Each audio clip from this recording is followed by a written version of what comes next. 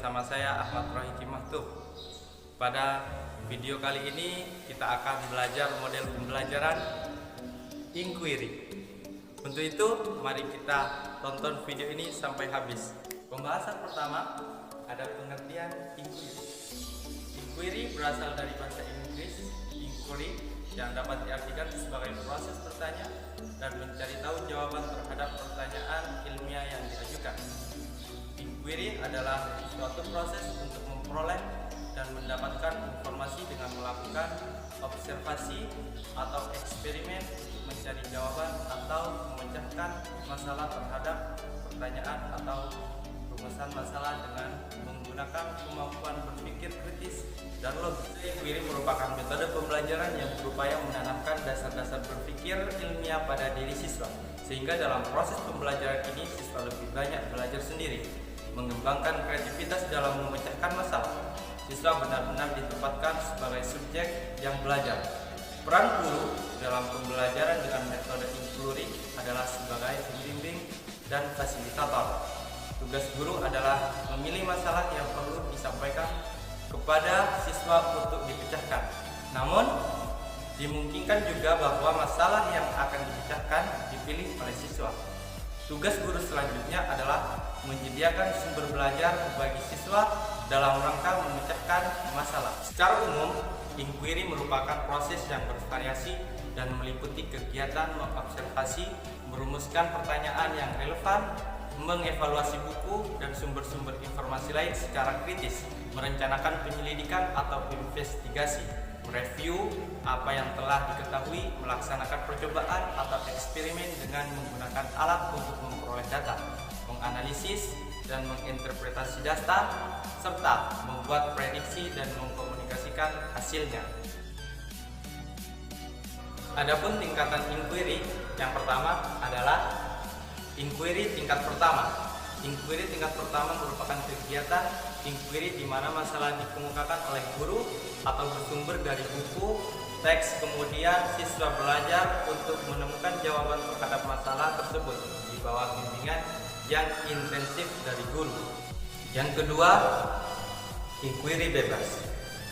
Dalam inquiry bebas, siswa difasilitasi untuk dapat mengidentifikasi masalah dan merancang proses penyelidikan.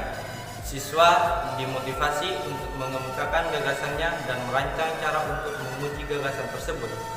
Untuk itu, siswa diberi motivasi untuk melatih keterampilan berpikir kritis seperti mencari informasi, menganalisis argumen dan data, membangun dan mensintesis ide-ide baru, memanfaatkan ide-ide awalnya untuk memecahkan masalah serta menggeneralisasikan data.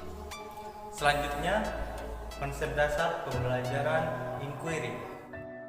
Strategi pembelajaran inquiry adalah rangkaian kegiatan pembelajaran yang menekankan pada proses berpikir secara kritis dan analitis untuk mencari menemukan sendiri jawaban yang sudah pasti dari suatu masalah yang dipertanyakan, menurut Sanjaya pada tahun 2009.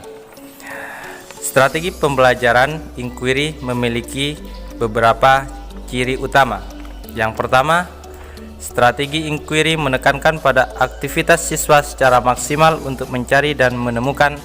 Artinya, strategi inquiry menempatkan siswa sebagai subjek belajar.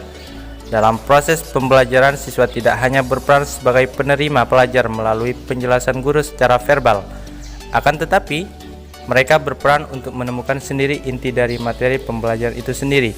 Yang kedua, seluruh aktivitas yang dilakukan siswa diarahkan untuk mencari dan menemukan jawaban sendiri yang sifatnya sudah pasti dari sesuatu yang sudah dipertanyakan, sehingga diharapkan dapat menumbuhkan sifat percaya diri.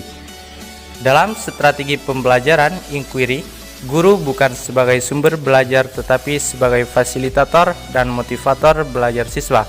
Yang terakhir, tujuan dari penggunaan strategi pembelajaran inquiry adalah mengembangkan kemampuan berpikir secara sistematis, logis, dan kritis. Selanjutnya, penggunaan prinsip-prinsip inquiry.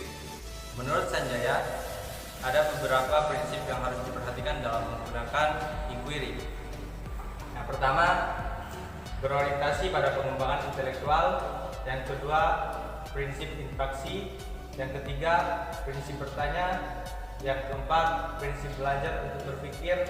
Yang kelima, prinsip keterbukaan. Selanjutnya, pelaksanaan pembelajaran inquiry. Menurut Golo dalam Trianto tahun 2009 menyatakan bahwa kemampuan yang diperlukan untuk melaksanakan pembelajaran inquiry adalah sebagai berikut. Yang pertama, mengajukan pertanyaan atau permasalahan. Kegiatan inquiry dimulai ketika pertanyaan atau permasalahan diajukan untuk meyakinkan bahwa pertanyaan sudah jelas. Pertanyaan tersebut ditulis di papan tulis, kemudian siswa diminta untuk merumuskan hipotesa. Yang kedua, merumuskan hipotesis. Hipotesis adalah jawaban sementara atas pertanyaan atau solusi permasalahan yang dapat diuji dengan data. Untuk memudahkan proses ini, guru menanyakan kepada siswa gagasan yang ada.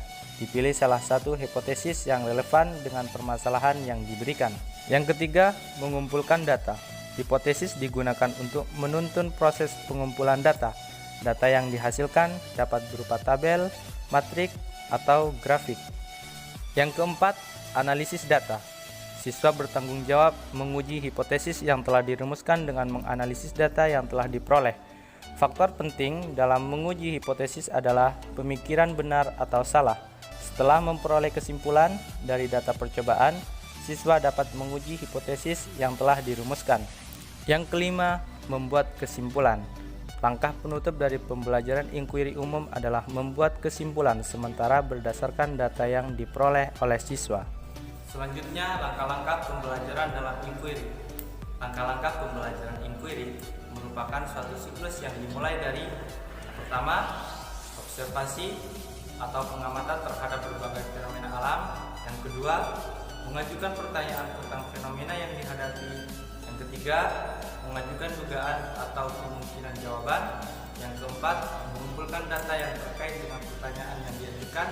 Yang kelima, merumuskan kesimpulan-kesimpulan sesuai dengan pokok pembahasan yang telah diuraikan.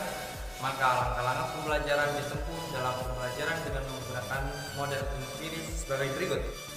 Tahap pertama, sebelum guru mengemukakan masalah yang akan dikerjakan siswa, terlebih dahulu guru menentukan tingkah laku atau tujuan yang ingin dicapai dengan model inquiry tanpa memberi informasi tentang teori, orientasi model, dan apersepsi. Selanjutnya, guru membagikan sebuah LKS yang di dalamnya terdapat bacaan kepada siswa dan mereka diberikan waktu beberapa menit untuk memahami bacaan tersebut. Tahap kedua, pada tahap ini, guru mengajukan permasalahan atau teka-teki yang dapat menumbuhkan motivasi siswa untuk menemukan pendapatnya. Misalnya, permasalahan tersebut berupa tugas untuk mengidentifikasi kalimat, unsur intrinsik cerpen, dan lain-lain. Tahap ketiga, pada tahap ini siswa menetapkan hipotesis atau praduga jawaban untuk dikaji lebih lanjut. Hipotesis yang ditetapkan ini berkaitan dengan permasalahan-permasalahan yang diajukan oleh guru. Pada tahap ini, terdapat dua kemungkinan yang muncul. Yang pertama, siswa secara spontan melakukan penyelidikan atau penjelajahan tentang informasi atau data untuk menguji hipotesis yang ditetapkan, baik secara individu maupun secara kelompok. Yang kedua, siswa tidak banyak berusaha mencari informasi untuk membuktikan hipotesis. Tahap keempat, pada tahap ini siswa mengidentifikasi beberapa kemungkinan jawaban atau menarik kesimpulan. Selanjutnya, guru mengumpulkan hasil penyelidikan atau eksperimen untuk menjawab teka-teki atau permasalahan yang diajukan oleh guru. Caranya dengan menyuruh siswa untuk menunjukkan hasil pekerjaan mereka, agar seluruh siswa yang ada dalam kelas terlibat untuk memecahkan permasalahan tersebut. Maka setiap siswa mendapat giliran untuk memberikan alasan atau hasil pekerjaannya. Tahap kelima, pada tahap ini guru mengajak dan membimbing siswa untuk merumuskan dan menemukan sendiri teori materi yang dibahas. Misalnya, pengertian latar dalam cerpen, pengertian kalimat majemuk bertingkat, dan lain-lainnya. Berdasarkan fakta-fakta yang mereka temukan dari hasil tanya jawab di dalam kelas. Dari fakta-fakta dan jawaban tersebut, mereka dapat merumuskan batasan dari definisi, konsep, dalil, dan lain sebagainya. Baik, itulah yang bisa saya sampaikan tentang model pembelajaran inquiry. Kurang lebihnya mohon maaf apabila ada kesalahan kata maupun tingkah laku yang kurang berkenan di hati Anda. Dari saya, wassalamualaikum warahmatullahi wabarakatuh.